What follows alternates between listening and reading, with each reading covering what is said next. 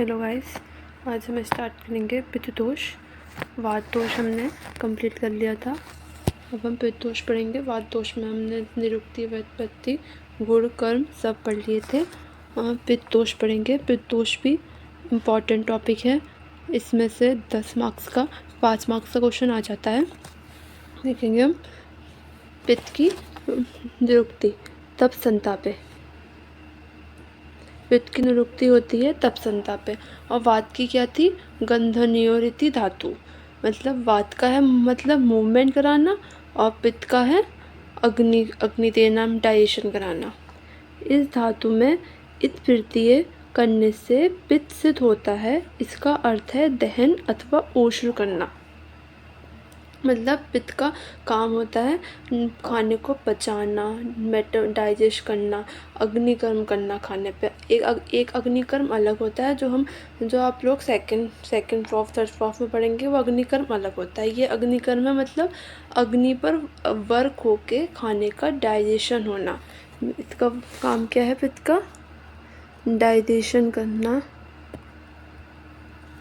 Metabolism करना। मतलब जहाँ पित्त दोष होगा वहाँ अग्नि होगी, या ऐसे कह सकते हैं जहाँ अग्नि होगी वहाँ पित्त दोष होगा।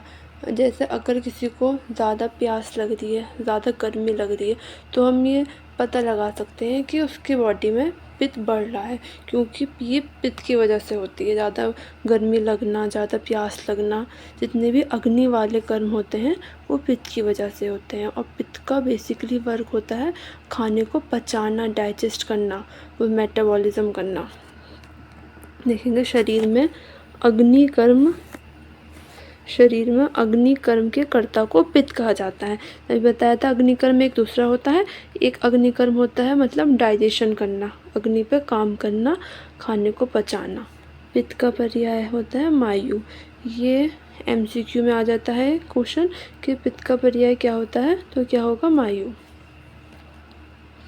हम देखेंगे पंचमहाभूत। इससे पहले एक चीज़ होती है कि एक क्वेश्चन आता है पित्त और अग्नि सिमिलर है या डिफरेंट है, तो उसका आंसर होगा कि पित्त और अग्नि डिफरेंट है। इसको हम आगे अग्नि वाले चैप्टर में पढ़ेंगे पूरा कि पित्त और अग्नि कैसे डिफरेंट है, लेकिन दोनों डिफरेंट होते हैं। देखेंगे हम पंचमहाभूत कंपोजिशन।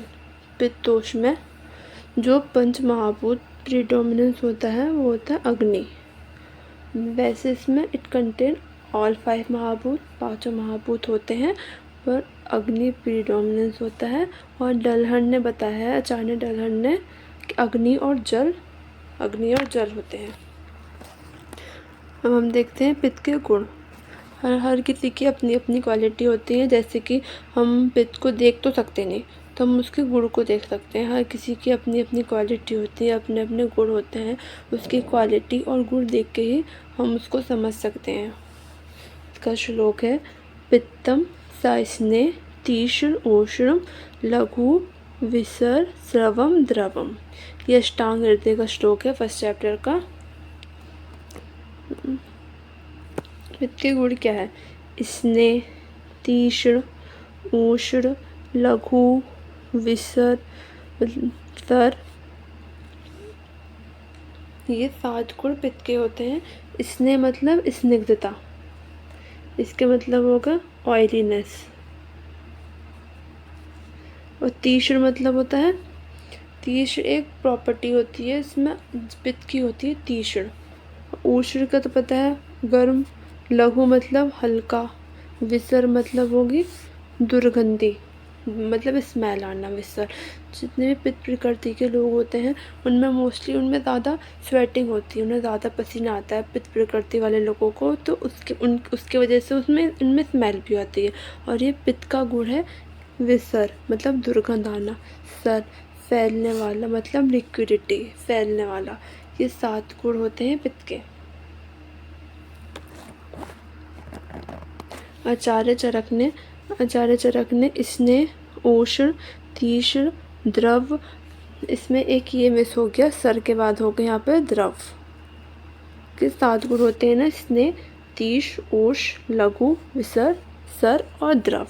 द्रव मतलब लिक्विडिटी, फैलना। आचार्य चरक ने भी 7 गुण बताए हैं। इसने उष्ण, तीक्ष्ण, द्रव, अम्ल, सर, कटु। इसमें इन्होंने अम्ल और कटु बताया है। किसकी जगह? लघु नहीं बताया एक, और एक दुर्गंध नहीं बताया, उसकी जगह अम्ल और कटु बताया है। और आचार्य सुश्रुत ने पित्त का सत्व गुण प्रधान बताया। आचार्य सुश्रुत ने क्या बताया है? सत्व गुण प्रधान। तो ये जो श्लोक है, इम्पॉर्टेंट श्लोक है, इसको लर्न करना है बाय हार्ट। इसके गुण कितने होते हैं? पित्त के गुण 7 गुण। जो हमने वात के गुण पढ़े थे वो थे 6, वात के गुण थे 6 और पित्त के गुण होते हैं 7। आचार्य वाग्भट के अनुसार भी 7 होते हैं और चरक के अनुसार भी 7 होते हैं। इसमें ये याद रखना कि जो चरक ने बताया है अम्ल और कटु, अम्ल और कटु बताया चरक ने, और वाग्भट ने इसने तीक्ष्ण, उष्ण, लघु, विसर, सर, द्रव ये बताया। आचार्य सुश्रुत ने सत्व गुण बताया। और पित्त के सामान्यीकरण, सामान्यीकरण मतलब प्रकृत कर्म। वो जो जैसे जो गुण अच्छे होते, जो अच्छे कर्म होते हैं, मतलब जो आहार विहार करने से, जैसे कुछ आहार विहार करने से पित्त बैलेंस रहता है, कुछ आहार विहार करने से पित्त वृद्धि या क्षय हो जाता है, मतलब वो विकृत हैं, वो कर्म विकृत हैं, इसलिए पित्त बैलेंस होना ज़रूरी है। तो पित्त के सामान्य कर्म हो गए। इसका श्लोक है दर्शनम भक्तिरूष्मा च श्रद्धेमार्दवम प्रभा प्रसादो मेधा च पित्त कर्म विकारजम। ये श्लोक भी इम्पॉर्टेंट है। पित्त के सामान्य कर्म भी पूछ लिए जाते हैं 5 नंबर में, और ये चरक संहिता का श्लोक है। क्या सामान्य कर्म होंगे पित्त के? दर्शन यानी कि देखना, भक्ति पचाना, ऊष्मा शरीर की स्वाभाविक ऊष्मा बनाए रखना, श्रद्धा भूख प्यास को उत्पन्न करना, मतलब पित्त का कर्म क्या होगा? देखना, खाने को पचाना, ऊष्मा बनाए रखना, शरीर बॉडी का जो टेम्परेचर होता है उसको बैलेंस करना, भूख प्यास लगवाना। मतलब जिनकी भी पित्त प्रकृति होती है, पित्त प्रकृति वाले लोग ज़्यादा खाते हैं, उनको ज़्यादा प्यास लगती है, ज़्यादा भूख लगती है, ज़्यादा पसीना आता है उन्हें। देखेंगे देह मार्दवम, शरीर में की मृदुता बनाए रखना, प्रभा कांति, प्रसाद मानसिक प्रसन्नता, मेधा धनात्मक वृद्धि। ये पित्त के सामान्य कर्म हो गए। पित्त का कर्म वैसे एक ही है, डाइजेशन, मेटाबॉलिज्म, मतलब अग्नि देना। जहाँ भी अग्नि होगी वहाँ पित्त होगा, जहाँ पित्त होगा वहाँ अग्नि होगी, और उसका काम यही है खाने को पचाना, शरीर के बॉडी टेम्परेचर को बैलेंस करना, भूख प्यास लगवाना, कांति मानसिक प्रसन्नता, मृदुता को बनाना, धनात्मक वृद्धि। हम देखेंगे पित्त के स्थान।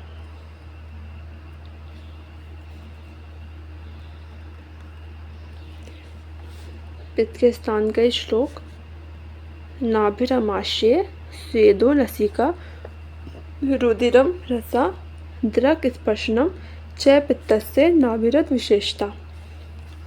इसके स्थान बताए हैं।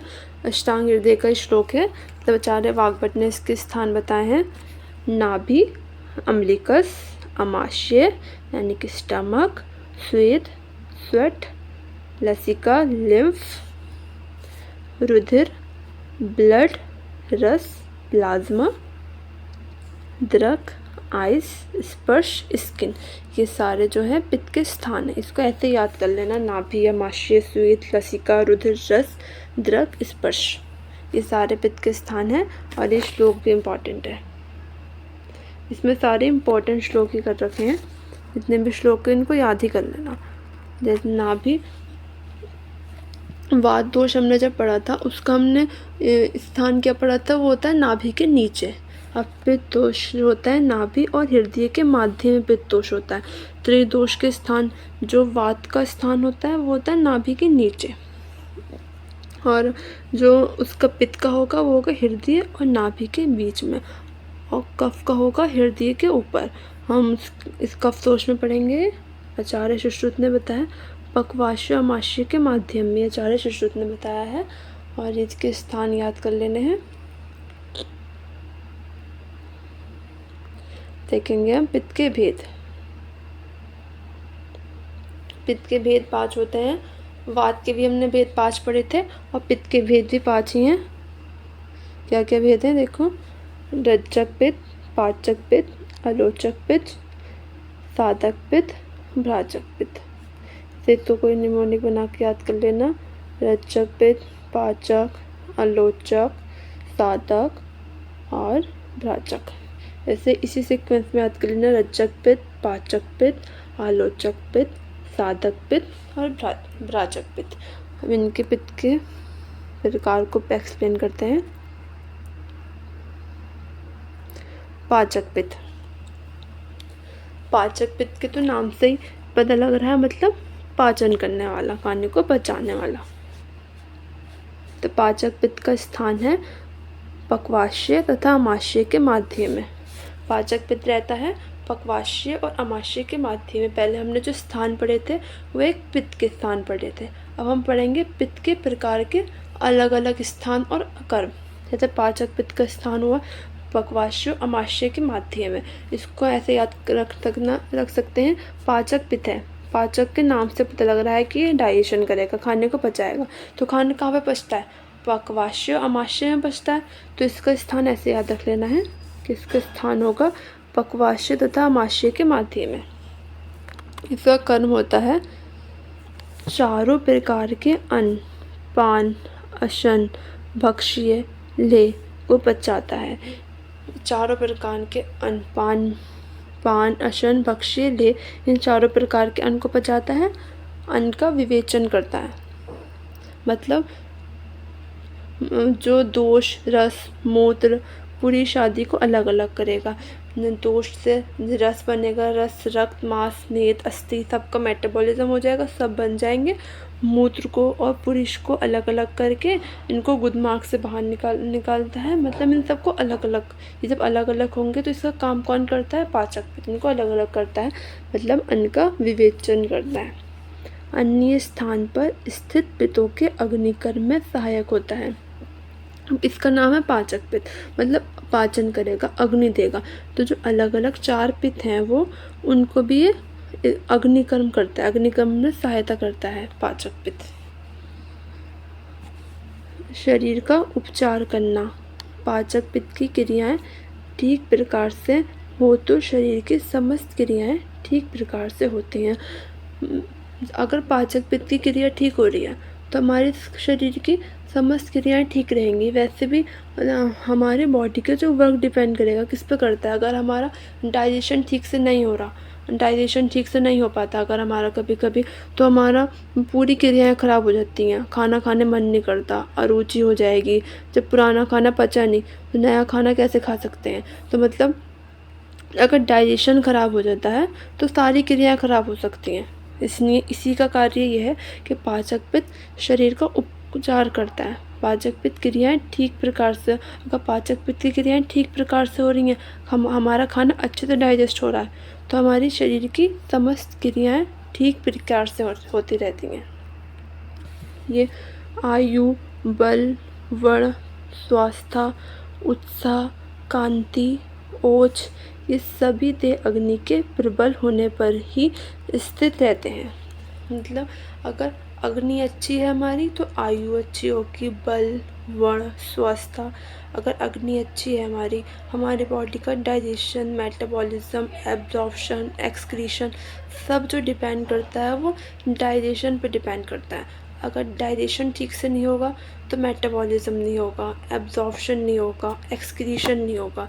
तो सब डिपेंड कर रहा है डाइजेशन पे। तो बेसिकली सब कुछ डिपेंड कर रहा है डाइजेशन पे। डाइजेशन अच्छा होगा, स्वास्थ्य अच्छा होगा, पोषण अच्छा होगा और न्यूट्रिएंट्स अच्छे से एब्जॉर्ब हो पाएंगे। तो सब कुछ स्वास्थ्य अच्छा जो होता है वो पाचक पित्त से।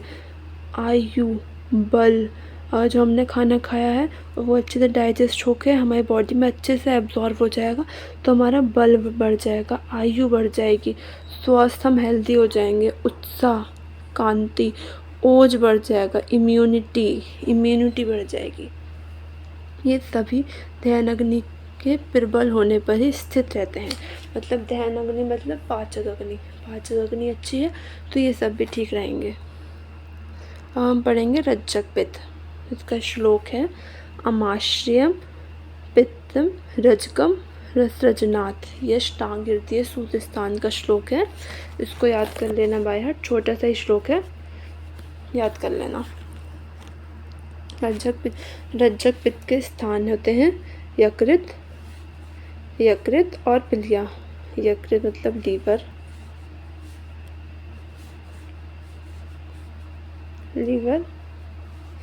पिलिया मतलब स्प्लीन।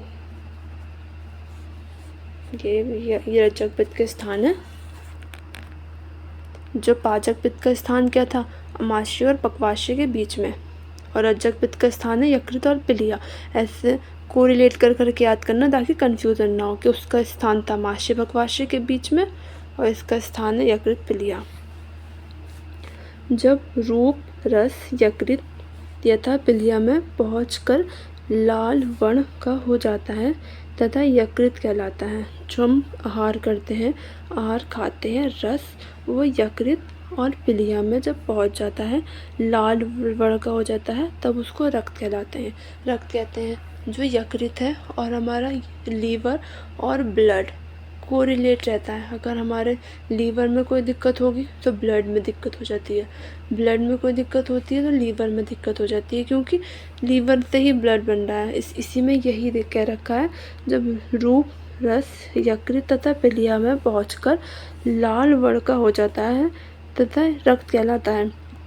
जब रस हमारा खाया हुआ आहार रस यकृत पिलिया में पहुंच जाएगा तो वह लाल वर्ण का हो जाता है, उसको ही हम रक्त कहते हैं। अष्टांग हृदय ने रज्जक पित्त का स्थान अमाशय बताया है। लाल वर्ण का रक्त जो हो जाता है उसका कार्य वो रज्जक पित्त के द्वारा ही होता है। मतलब रस से रक्त रंगने का काम जो कर रहा है वो रज्जक पित्त कर रहा है। इसके नाम में ही है रज्जक मतलब रंगने का जो काम कर रहा है वो रज्जक पित्त कर रहा है। अष्टांग हृदय ने रज्जक पित्त का स्थान अमाशय बताया है। अष्टांग हृदय ने अमाशय बता दिया और इस यकृत और पिलिया चरक सुश्रुत ने बताया है। इसके कर्म का श्लोक है, तो कर्म का श्लोक तेजो रसनाम सर्वेशाम मनुजनाम यदुच्यते पित्तोष्मण स रागेण रसो रक्तमुच्यति। मनुष्य में रसों का अपना जो तेज है, उस तेज तथा पित्त की ऊष्मा के रंजन से रक्ता को प्राप्त होता है। मतलब जो मनुष्य के रसों का जो अपना तेज होता है, वो तेज और पित्त की उष्णता से ही रंजक मतलब रंगा जाता है। रस से जो रक्त बनता है वो पित्त की तेज और उष्णता से रंगा जाता है और वो रंजक पित्त के द्वारा होता है। अर्थात रस का रंजन कर रक्त रूप में परिणत करना। रस का रंजन करके उसे रक्त रूप में कर लेना, ये रंजक पित्त के द्वारा होता है। तो रंजक पित्त का काम क्या हो गया, रस खाया हुआ आहार रस से रक्त बनाना, रस को रंगने का काम किसका होगा, रज्जक पित्त का। अब दो पित्त हो गए हैं, पाचक पित्त और रज्जक पित्त। अब हम पढ़ेंगे आलोचक पित्त। आलोचक पित्त का स्थान होता है दृष्टि नेत्र। हमने पाचक पित्त का स्थान क्या पढ़ा था, अमाशय पक्वाशय के माध्यम में, और रज्जक पित्त का स्थान क्या पढ़ा था हमने, यकृत और पिलिया। और अब इसका आलोचक पित्त का स्थान क्या है, नेत्र। आलोचक पित्त नेत्र में होता है, और अगर नेत्र में होगा तो इसका काम भी यही होगा, देखना, ग्रहण करना। क्या कर्म है इसका, रूप ग्रहण या दर्शन, देखना। और आचार्य भेद ने क्या कहा है, आचार्य भेद ने आलोचक पित्त के दो प्रकार बताए हैं, चक्षु विशेषिक बुद्धि विशेषक। ये भी क्वेश्चन आ जाता है अलग से कि आलोचक पित्त के भेल ने कितने प्रकार बताए हैं, ये आ जाता है क्वेश्चन। या फिर ऐसे करके एमसीक्यू में आ जाता है चक्षु विशेषक और बुद्धि विशेषक कितने बताए हैं, तो उसका आंसर होगा भेल, आचार्य भेल ने। ऐसे करके एमसीक्यू में आ जाता है क्वेश्चन। अब हम एक एक करके पढ़ेंगे।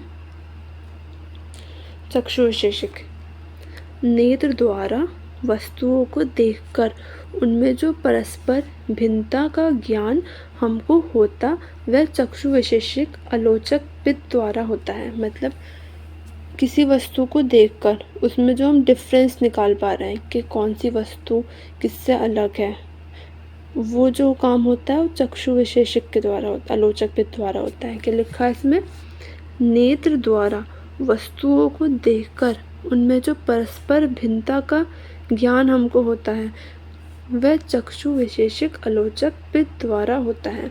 मतलब हमने एक वस्तु को देखा, आँखों से ग्रहण करा, उसमें हमने और दूसरी वस्तु को देखा, हम दोनों में डिफरेंस जब निकालेंगे कि ये वाली वस्तु इस वाली वस्तु से कितनी भिन्न है, क्या क्वालिटी इसमें अलग है, क्या गुण इसमें अलग हैं, वो वाला जो सीन होगा उसको कहेंगे हम चक्षु विशेषक आलोचक पित्त के द्वारा होगा। जो हम अलग अलग डिफरेंस कर पा रहे हैं वो हम चक्षु विशेषक आलोचक पित्त के द्वारा कर पा रहे हैं।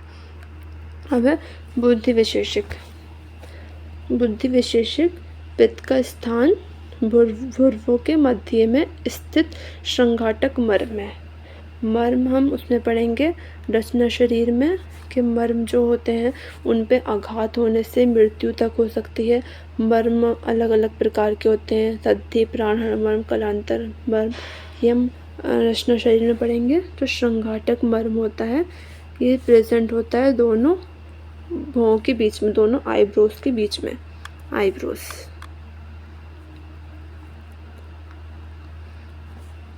आईब्रोज के बीच में होता है। इसका कर्म अत्यंत सूक्ष्म अर्थों को ग्रहण करके उन्हें धारण करना है तथा धारण किए गए अर्थों को समय पर उपस्थित करना।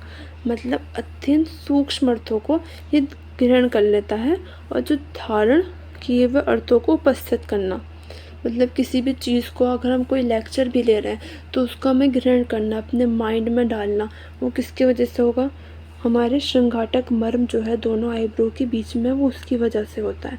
हम किसी भी चीज़ को अपने माइंड में रख पा रहे हैं, सोच पा रहे हैं, और जो हम और आगे का क्या है, तथा धारण किए गए अर्थों को समय पर उपस्थित करना। जो हमने धारण कर लिया, हमने याद कर लिया, एक लेक्चर लेके हमने याद कर लिया, दिमाग में रख लिया, फिर हम एग्ज़ाम में उसे मेमोराइज़ कर पा रहे हैं, उसे याद कर पा रहे हैं, कॉपी में लिख पा रहे हैं, तो होगा उपस्थित करना। तो इसका काम क्या होता है, सूक्ष्म अर्थों को ग्रहण करके उन्हें धारण करना। ये होता है बुद्धि विशेषक आलोचक पित्त के थ्रू। अब पढ़ेंगे साधक पित्त। 3 पित्त हमने पढ़ लिए हैं, अभी चौथा पित्त जो है साधक पित्त पढ़ेंगे। इसका श्लोक है, बुद्धि मेध्या अभिमान अधीर अभिप्रेतार्थ साधनात् साधकम हृदयगतम पित्तम। अष्टांग हृदय सूत्र स्थान का श्लोक है ये, 12 चैप्टर का। इसके ने क्या कहा है, पित्त के स्थान होता है हृदय, हृदय में स्थित होता है, पित्त का स्थान है हृदय। कर्म हृदय के आवरण कफ व तम को दूर करना, मतलब हृदय से बुरे भाव को निकालना, इच्छा, द्वेष, अभिमान, इन सब को दूर रखना। ये सब किसका काम होता है, साधक पित्त का।